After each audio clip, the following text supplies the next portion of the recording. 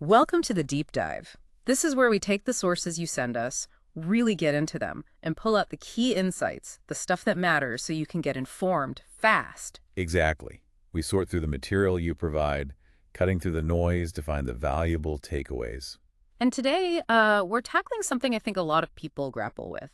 What really fuels personal growth, happiness, resilience, especially for women facing big life shifts. Yeah, things like marriage, becoming a mother, or, dealing with unexpected setbacks. It's a big question, and our source material today gives us a very specific angle. It's excerpts from a book called Kich dat Baunyu, Anfuk Boinyu. Which translates roughly to character determines happiness. Right. That title kind of sets the stage. So our mission here is to unpack these stories, these arguments from the source, to see what it says are the real keys to a fulfilling life. Keys that seem to be more about your internal world, less about, what's happening to you externally. And also, what pitfalls does the source warn against? We should be ready to maybe challenge some common assumptions here. Definitely. Let's get into it. Okay, so the first core idea the source throws out there is pretty bold. It basically claims that if a woman seems to, let's say, abandon herself or stop growing after getting married or having kids, the chances are she was kind of already doing that before those things happened. It's a strong statement.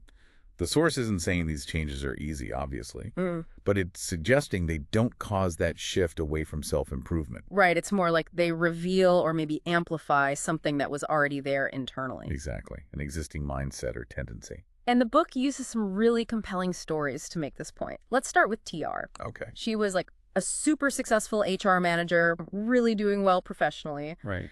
Then she decides to become a stay-at-home mom.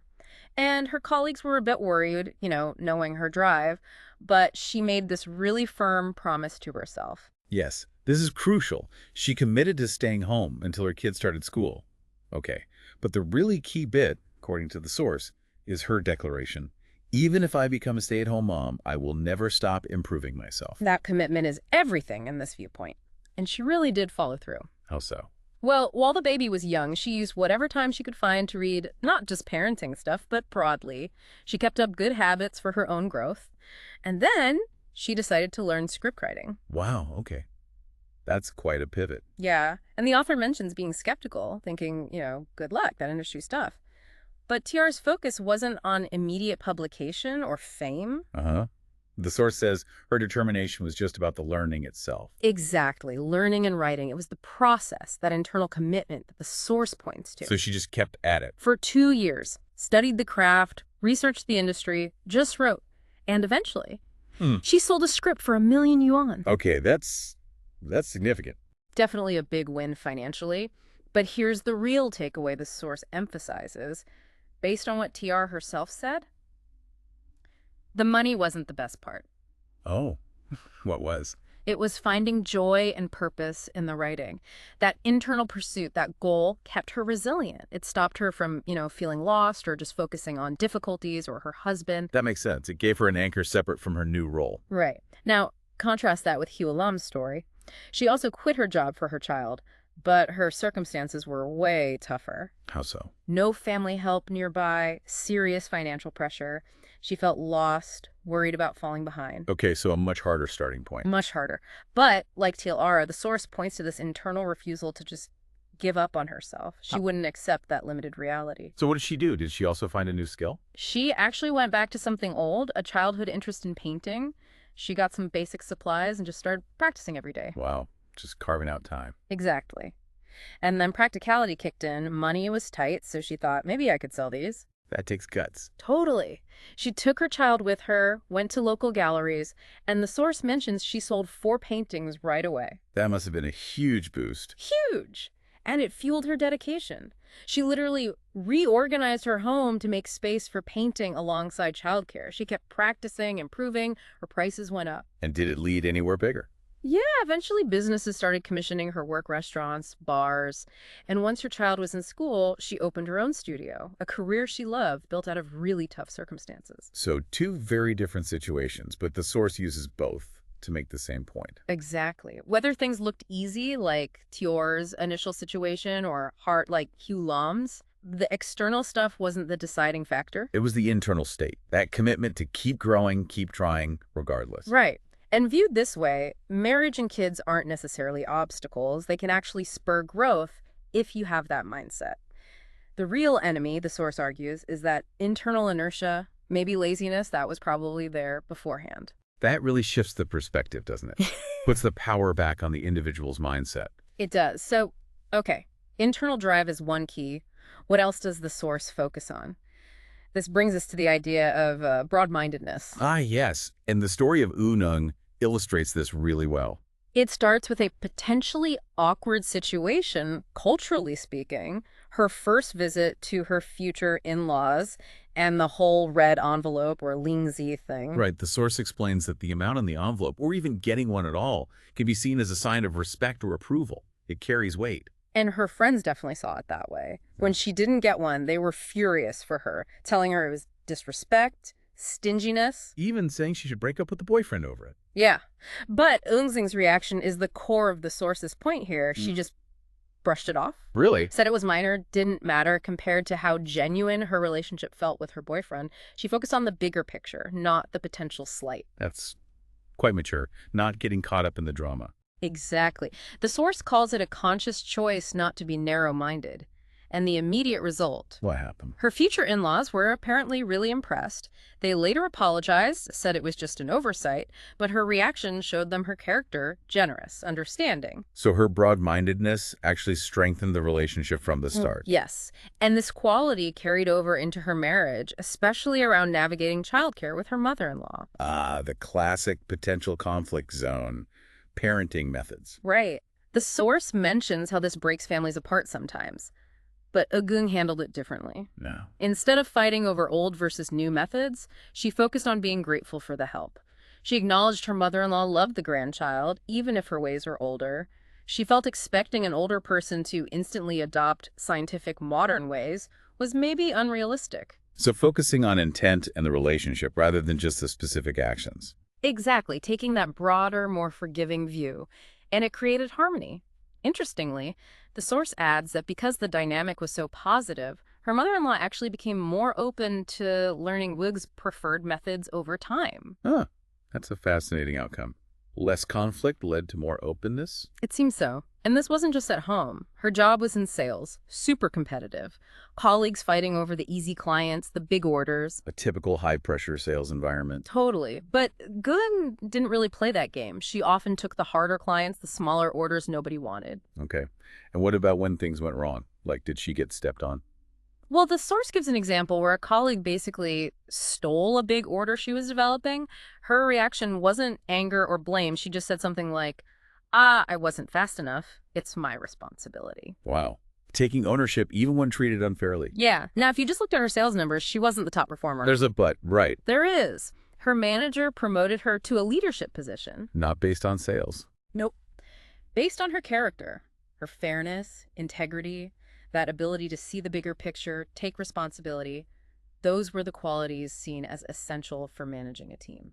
So her broad-mindedness, her integrity, actually led to career advancement in a way that chasing numbers might not have. Exactly. And Eun herself reflected on this, saying she felt narrow-mindedness was common, and she tried to be broad-minded, but not, a pushover. She judged people, like her mother-in-law or her manager, on their overall character, not just single incidents where she might have seemed to lose out. That's a really powerful insight, that choosing understanding, focusing on the whole picture, can really open doors and build stronger connections than just focusing on immediate wins or losses. Makes you think, doesn't it? How might adopting that broader view change things in your own life? Definitely food for thought. Okay, so that brings us to the third story, the story of Mo. The source uses her experience to illustrate what it calls the lowest strategy. Right. This is about that tendency many of us have, maybe, to only really act when our backs are against the wall, when there's a crisis. So tell us about Mo initially. When the author first knew her, she was like the epitome of success and self-care. Climbed the career ladder incredibly fast, always looked polished, meticulous, just thriving. Okay, got the picture. Driven, successful. But then, after she got married and moved, the source describes this really drastic change. She gained a lot of weight, stopped caring about her appearance, her work performance plummeted.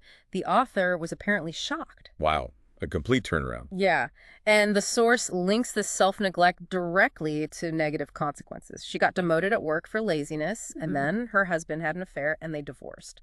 She basically hit rock bottom. Oof, that's rough. Really rough. And this is where the lowest strategy kicks in, according to the source. It was only after losing her job security and her marriage that Mo decided to make a massive change. What did she do? She kind of disappeared for a while, told friends she wouldn't see them until she was back to her old self. She was determined to completely transform. And did she? Oh, yeah. The transformation was intense. The source mentions an extreme diet, like sometimes just an apple and milk a day, plus daily exercise, spa treatments, really went all out. Wow, that sounds punishing. It does, but effective, apparently. She lost 15 kilograms in 3 months, got her health and appearance back, And work. went back with renewed focus, got high praise from her new manager. She even started sharing her story to inspire people, became known as this symbol of resilience. So on the surface, it's a comeback story, Right. right? Overcoming adversity. It is, but the source digs deeper. It shares this moment when Mo was vulnerable, maybe had a bit too much to drink, and confessed her biggest regret. Which wasn't the divorce itself. No, it was the timing of her effort. Her deep regret was that she only found that incredible drive, put in that extreme effort after she lost everything. Her question was, why didn't they do this when things were good? Exactly. Why didn't she put in even a fraction of that effort when she had it all? That's profound. Yeah. And painful. Very. And the source ties this to how she later viewed the divorce. She realized her own part in it, the self-neglect, ignoring her husband's earlier concerns, choosing comfort over effort, shrinking her social world. She admitted she couldn't even accept herself when she was at her lowest. So her story becomes a cautionary tale, in a way. Precisely. The source uses it to illustrate that common human pattern. We wait for the fire alarm before we think about fire safety. We wait for the crisis before we make the big changes. And the source uses that proverb, right? Lose the cow, then fix the fence. Yeah, I'm showing fixing the fence after the cow is gone. Well, it's necessary, sure. But the source calls it the lowest strategy, hasach, the strategy of last resort. Because it's reactive. It often involves pain and loss that maybe could have been prevented. The real wisdom, the higher strategy, according to this source, is proactive. It's about constantly maintaining that fence. Putting in consistent effort, staying vigilant, even when things are good, when you feel secure, to prevent the loss in the first place. So the argument is that relying on adversity to motivate you means you're always playing catch-up, always recovering.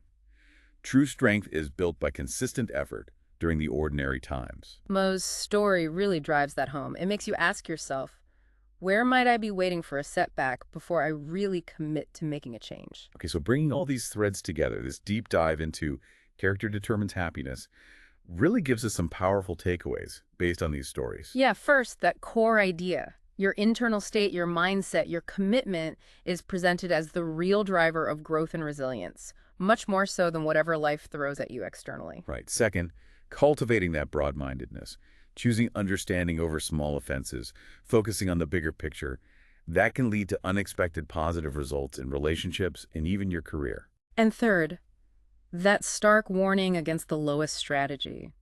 Don't wait for the crisis. The source argues the truly effective path is consistent, proactive effort. Keep building your strength. Keep maintaining your fence, especially when things feel comfortable. So the overall message we're pulling from these excerpts is pretty clear. The keys to happiness and success, as presented here, lie within you. They're about actively cultivating your inner world. Your character, your choices, that ongoing commitment to self-improvement, no matter the circumstances. Which leads us to that final thought for you to consider. Are you maybe currently waiting for a metaphorical cow to get lost in some part of your life before you start, really fixing the fence? And how might shifting from that reactive mode to a consistently proactive one, starting today, change where you end up tomorrow? Something to think about. Thank you for letting us explore these really fascinating insights from the source material you shared. Yeah, we hope this deep dive has given you some valuable perspectives to mull over.